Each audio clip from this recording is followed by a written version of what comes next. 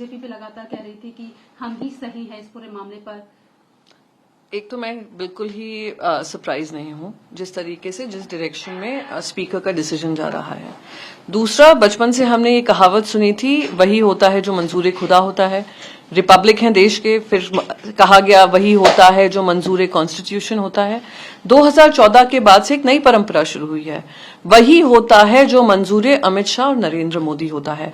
और वही हम एक्शन में देख रहे हैं महाराष्ट्र में, जिस तरीके से निर्णय लिए जा रहे हैं। मेरा एक मूल सवाल है, 2018 का अगर constitution, amended constitution election commission के पास नहीं था, जो भी हमें स्पीकर के माध्यम से पता चल रहा है, तो उसके आधार पर हर जो संवाद होता था इलेक्शन कमीशन का, हमारे पार्टी लीडरशिप उद्धव बाला साहेब ठाकरे जी के पास क्यों जाता था? अगर आपके पास रिकॉर्ड नहीं था, जो सारे एबी फॉर्म्स जिसपे ये सारे गद्दार 40 लोग लड़े हैं, वो एबी फॉर्म्स पार्टी पक्ष प्रमुख ने साइन किए थे, वो कैसे मान्य हो गए? और चलिए मैं ये भी मान लूं कि आपको अमेंडेड कॉन्स्टिट्यूशन में सहमति नहीं थी, तो किसने इलेक्शन कमीशन में आपको जाने से आपके हाथ रोके थे या पैर बांधे थे? आपको 2022 में याद आता है कि आपका संविधान क्या होता है? ये कुछ नहीं है, ये मौका परस्ती है, अनफॉर्चुनेट कॉम्प्रोमाइज ऑफ एथिक्स है। जिस चीज को सुप्रीम कोर्ट ने इलीगल और अनकॉन्स्टिट्यूशनल बोला था, उसको वैध करने का काम हो रहा है, ये दुर्भाग्यपूर्ण है। वो आगे ये भी कह रहे थे कि यूबीटी गुट के पास कोई रिकॉर्ड नहीं है, कोई आपके पास कोई मटेरियल भी नहीं है। वही मैं कह रही हूँ, वो ये कह रहे हैं 2018 का कॉन्स्टिट्यूशन का रिकॉर्ड उनके पास नहीं है, अमेंडेड कॉन्स्टिट्यूशन का। तो मेरे इलेक्शन कमीशन से एक ही सवाल है, आप इंट्रा पार्टी डेमोक्रेसी की बात कर रहे हैं, आप भारतीय जनता पार्टी से पूछे, इंट्रा पार्टी डेमोक्रेसी तो दूर की बात है, इंटर अलायंस डेमोक्रेसी है कि नहीं उनके पास? दूसरी बात, आप कह रहे हैं आपके पास रिकॉर्ड नहीं था। रिकॉर्ड नहीं था तो आपने सारे एबी फॉर्म्स को मान्यता किस आधार पर दी? अगर इंट्रा पार्टी डेमोक्रेसी नहीं थी और लोगों को कुछ लोगों को जो अब गद्दारी के उस पर उतर आए हैं, उन गद्दारों ने इलेक्शन कमीशन पे जाकर क्यों नहीं कंप्लेंट दायर की? तो अब आकर कहना, तो ये कुछ सवाल, कुछ बेसिक सवाल जो होते हैं वो दिमाग में आते हैं। पर मैं फिर भी कहूंगी, ये निर्णय से जनता का जो मूड है, जो जनता देख रही है किस तरीके से नाइंसाफी हुई है, जिस तरीके से एक पार्टी को तोड़ा गया है, आप मान लो ये हो गया है कि आपके घर में चोरी होती है, आप पुलिस स्टेशन जाकर कहते हैं मेरे घर में चोरी हुई है, आप उनको ये बोल देते हैं, पुलिस ये कह देती है कि ये चोरी जो हुई है, जो चोरी का सामान है, वो चोरों को बिलोंग करता है, जो ओरिजिनल ओनर है उसको नहीं।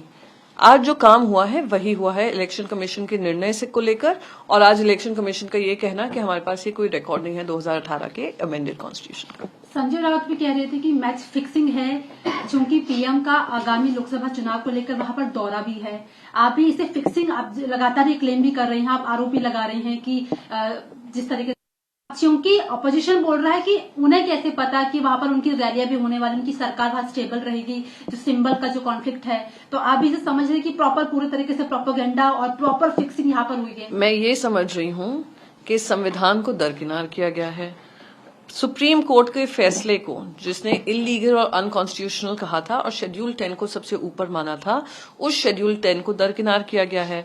तो आज स्पीकर को कह देना चाहिए सुप्रीम कोर्ट को जाकर कि शेड्यूल 10 को खत्म ही कर दें, रेस्ट इन पीस कर दें, शेड्यूल 10 की जरूरत ही नहीं है, जहां पे पार्टी लीडरशिप इज सुप्रीम। जिस एबी फॉर्म पे ये सब लड़े हैं, उस एबी फॉर्म के लीडरशिप से अब आप कह रहे हैं कि हमें आप पे की मान्यता नहीं है। तो ये सारे सवाल कुछ उठ खड़े होते हैं। तो हाँ, कहीं ना कहीं लगता है राइट फ्रॉम इतना डिले हुआ डिसीजन में 2 बार स्पीकर, जो एक ट्राइब्यूनल जज की भूमिका निभानी चाहिए थी उनको, क्योंकि एक डिस्प्यूटेड मैटर को रिजॉल्व कर रहे हैं, खुद चीफ मिनिस्टर के घर जाकर उनसे मिलते हैं, वही चीफ मिनिस्टर जिनको खुद डिस्क्वालिफिकेशन लिस्ट में है, जो इलीगल और अनकॉन्स्टिट्यूशनल उन्होंने काम किए हैं। तो कहीं ना कहीं दिखाता है कि जिनके हाथ में सत्ता उनके हाथ में डंडा। पर हम ये लड़ाई जनता के बीच जाकर लड़ेंगे, जनता का विश्वास जीतेंगे।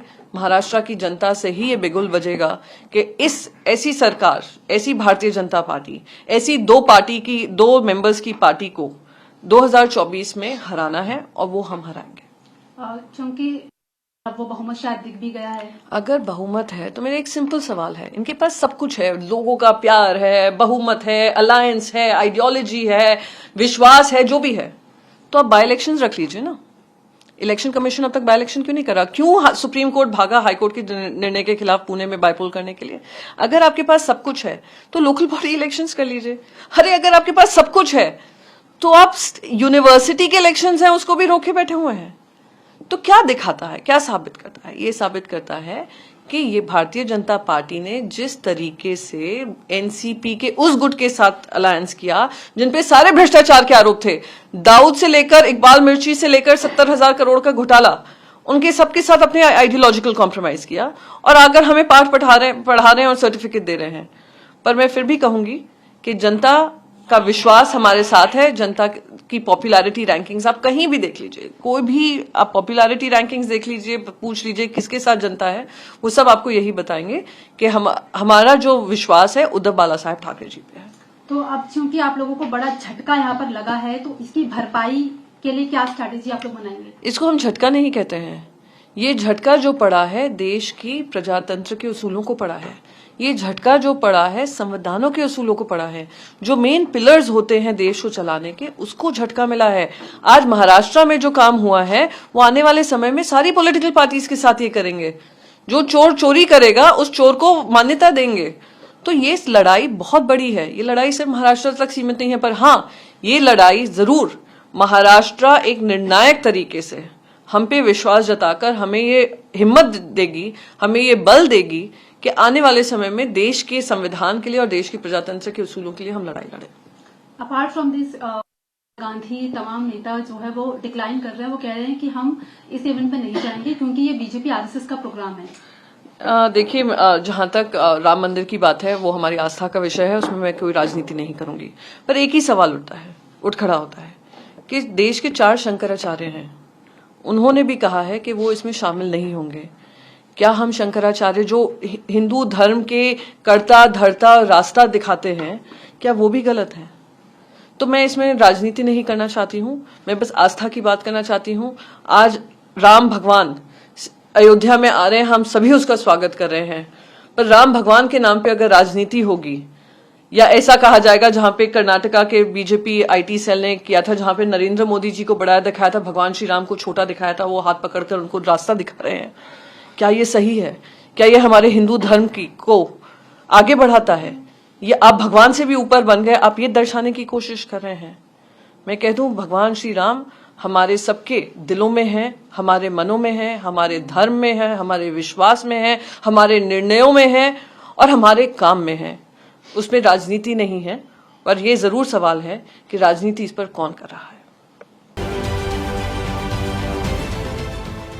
देश विदेशातील प्रत्येक घडामोडींचे लाईव्ह अपडेट मिळवण्यासाठी आता साम टीव्हीच्या सर्व सोशल मीडिया प्लॅटफॉर्मला लाईक, फॉलो आणि सबस्क्राइब करा। तसंच सर्व नोटिफिकेशनसाठी बेल आयकॉन प्रेस करायला विसरू नका।